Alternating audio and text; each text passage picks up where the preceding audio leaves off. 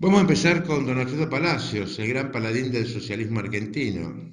Vemos a don Alfredo Palacios, hijo natural de su padre, un uruguayo, su madre, tardíamente reconocido como hijo legítimo, hijo, como digo, de un uruguayo y de una argentina, y que comienza su carrera política desde muy joven, digamos, ¿no? En gran parte influido mucho por el casi exacerbado catolicismo de su madre, donde él trataba de ver en la figura de Jesús, a través de la Biblia, ¿no es cierto?, del Nuevo Testamento, esta cuestión de la justicia, la cuestión de los pobres, la cuestión de que todos recibieran lo suyo, la cuestión de la solidaridad, fundamentalmente, en la que se funda gran parte del cristianismo, en este mandamiento nuevo de amaos los unos a los otros como yo os he amado, y que es más posible que entre que un camello pase por el ojo de una aguja que un rico entre en el reino de los cielos. Entonces, bueno, en gran parte impulsado por esto, pero obviamente en muy temprana edad, Alfredo Palacios comienza a interesarse por la cuestión social, por la cuestión de los pobres, de los grandes pobres. Imagínense que estamos hablando, él nace, discúlpenme, no di la fecha, este, él nace un 20 de agosto, un 10 de agosto, perdón, de 1878 en la ciudad de Buenos Aires. Por eso digo que es un agostino. Eh, y ya entra al Colegio Nacional de Buenos Aires y ya comienza su actividad política, ¿no es cierto? Su actividad de convocatoria de las masas, más dicho, de las masas, de los estudiantes, para la lucha de los ideales políticos, estando en tercer año del colegio. Lo que le vale también muchas reprimendas, imagínense que estamos hablando de fines del siglo XIX. Pero no arremete, o sea, no. Él sigue considerando que tiene que embanderar una lucha, pero una lucha radical, no del partido, sino una lucha fundamental para la equiparación de las clases sociales. Estamos sobre el final del 1800, en una Argentina absolutamente dividida en clases sociales de ricos y pobres, absolutamente dividida en la oligarquía ganadera, porteña o terrateniente de las provincias y los pobres. Y estaban llegando los inmigrantes de distintas partes del mundo que iban a crear o a solidificar y a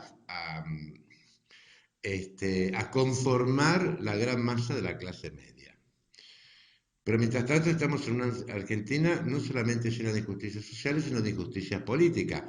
Habíamos hablado en el antiguo encuentro, en el anterior encuentro, los efectos de la ley Sáenz Peña, o sea, esa ley que recién en 1912 va a consagrar el voto universal, secreto y obligatorio.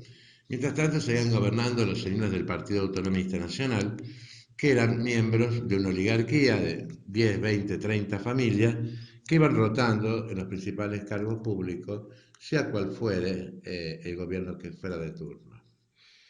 Ahí vemos cómo nace Palacio y ingresa a la Universidad de Buenos Aires en la carrera de Derecho, y con gran sorpresa para él mismo, este, su tesis doctoral, llamada La miseria, es rechazada justamente por el profundo análisis que hace Palacio de las condiciones económicas en las que vivía el pueblo argentino. El tribunal que rechazó la tesis con la cual él se quería recibir de abogado, consciente de que estaba rechazando algo bien escrito y que era meramente ideológico, le da la posibilidad extraordinaria, que a nadie se la da, de hacer una nueva tesis sobre la quiebra de las empresas productoras. Creo que de las empresas agroproductoras, una cosa así, una tesis, digamos que como comprometida a cero, ¿no? O sea, una tesis más comercial que legal. Pero lo hace obviamente porque, bueno, no tiene otra opción más que hacer eso para recibirse de abogado. Y apenas se recibe de abogado, en su domicilio, inaugura su estudio de abogado, donde en la placa abajo donde decía doctor Alfredo Palacio decía, a los pobres se los atiende gratis. Eh, Eso hace también de él una persona muy conocida, ¿no? Imagínense que no es el Buenos Aires de hoy, sino que es el Buenos Aires de fin del siglo XIX, comienzo del siglo XX. Y ya en 1905 vemos que el partido de la Boca, el partido de la Boca de Buenos Aires, le propone una diputación a partir del Partido Socialista. Y acepta, y acepta iniciar la campaña y la hace casa por casa, como se dice hoy, timbreando, golpeando puertas, se instalaba en los conventillos, y como en los conventillos había una gran cantidad de italianos, este, aprende italiano para poder hacer sus discursos políticos en italiano y en español, para que lo puedan entender perfectamente. Más que italiano aprende el Ceneice. Ustedes saben que el Ceneice, cuando decimos Boca Ceneice, ¿no? El equipo Ceneice. Bueno, Ceneice en realidad significa en italiano genovés. ¿Por qué? Porque casi todos los que poblaron después la Boca, el partido de la Boca, venían de Génova. Entonces quedó como Ceneice, eh, traductor de Boca Juniors, ¿no? ¿Por qué? Porque todos hablaban dialecto Ceneice de Génova. Bueno, logra esa diputación. Las diputaciones y las senadurías de Palacio nunca llega a terminarlas. Nunca llega a terminarlas, porque por distintas causas, por golpes de Estado, por interrupciones, las tiene que suspender. Pero es muy importante considerar que fue uno de los hombres más importantes del siglo y porque su fama trasciende los límites de la Argentina. Él escribe varios libros, muchos libros muy importantes. Bueno, edita finalmente La Miseria, ya abogado, etcétera. Esa tesis de él la edita. También edita libros sobre el derecho universitario, sobre el cual se van a basar los revolucionarios universitarios de 1918 que van a procurarnos la reforma universitaria argentina de 1918 para hacer la reforma. En realidad, se basan en el libro de Alfredo Palacio que instruye la forma de poder reformar la ley universitaria argentina. Eso, digamos, desde el punto de vista como autor.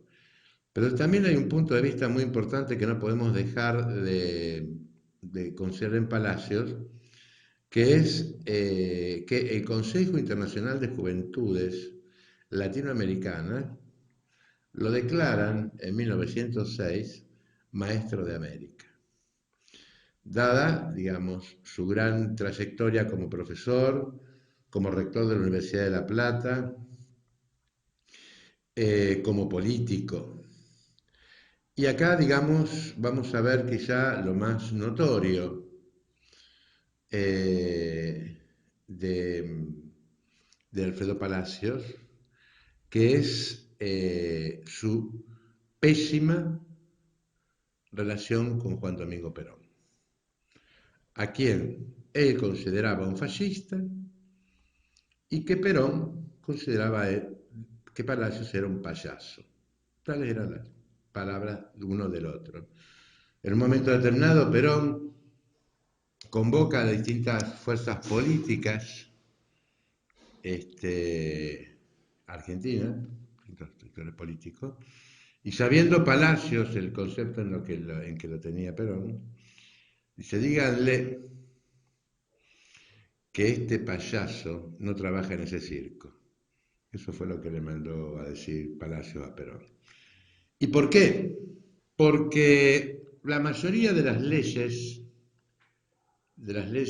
sociales que después van a cimentar la gran catapulta, ¿cierto?, del gobierno peronista, estamos hablando del peronismo del 45, del primer peronismo, las leyes del descanso dominical, del seguro para el trabajo, del trabajo femenino, el voto de la mujer, son todas leyes de Alfredo Palacios y que él logra que se sancionen.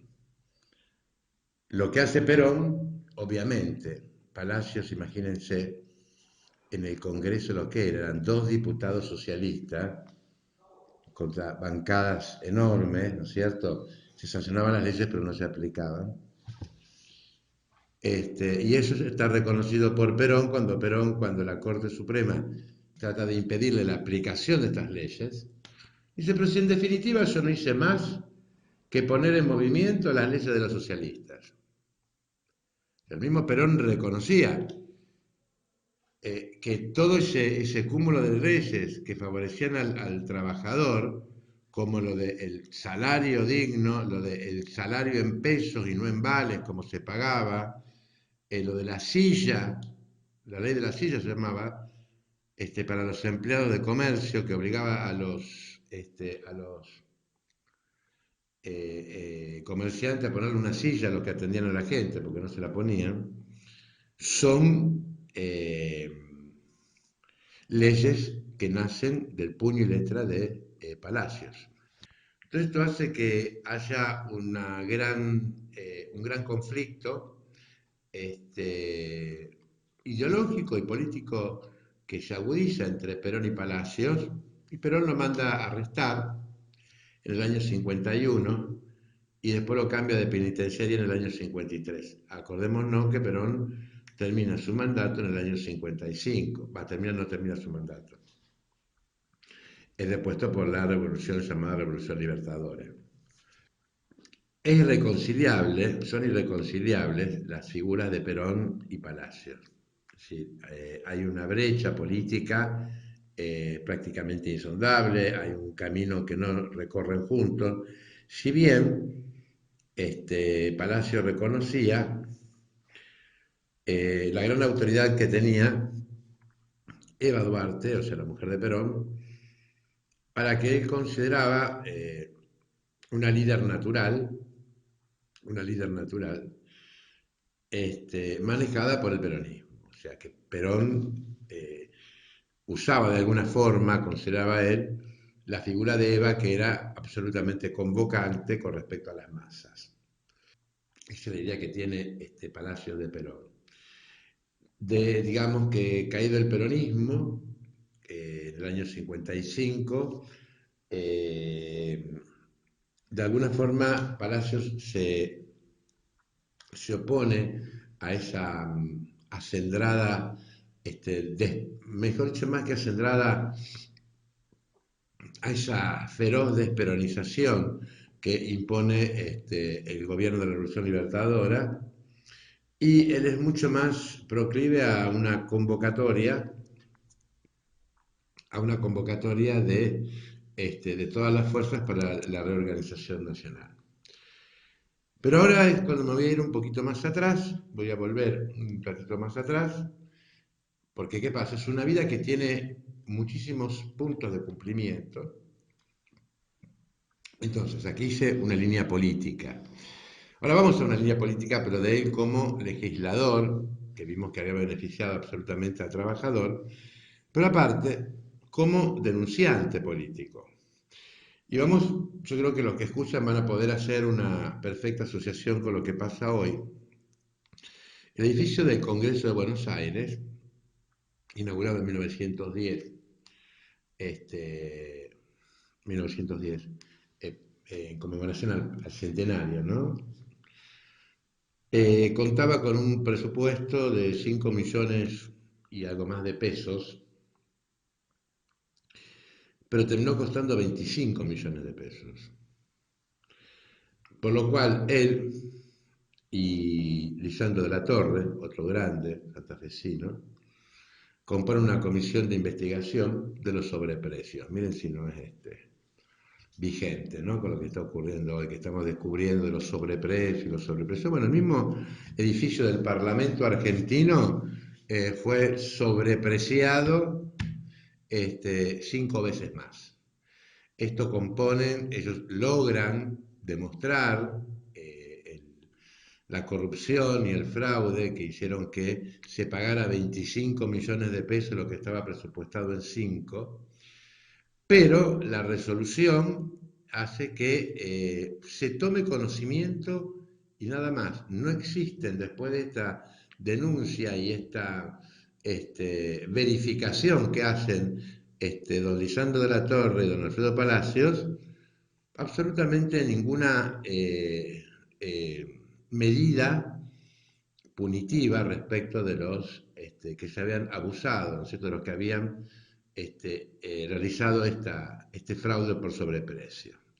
Y así vemos que la figura de Palacios se va, de alguna forma, más allá de todos los conflictos que él tiene con distintos sectores políticos, siempre lo vamos a encontrar a él de la mano lo vamos a encontrar siempre de la mano de los pobres, de los desprotegidos y también de aquellos que no lo comprendían totalmente, porque evidentemente el peronismo era un movimiento masivo al que él criticaba duramente, porque él creía que en su visión Perón manipulaba las masas a través de los sindicatos.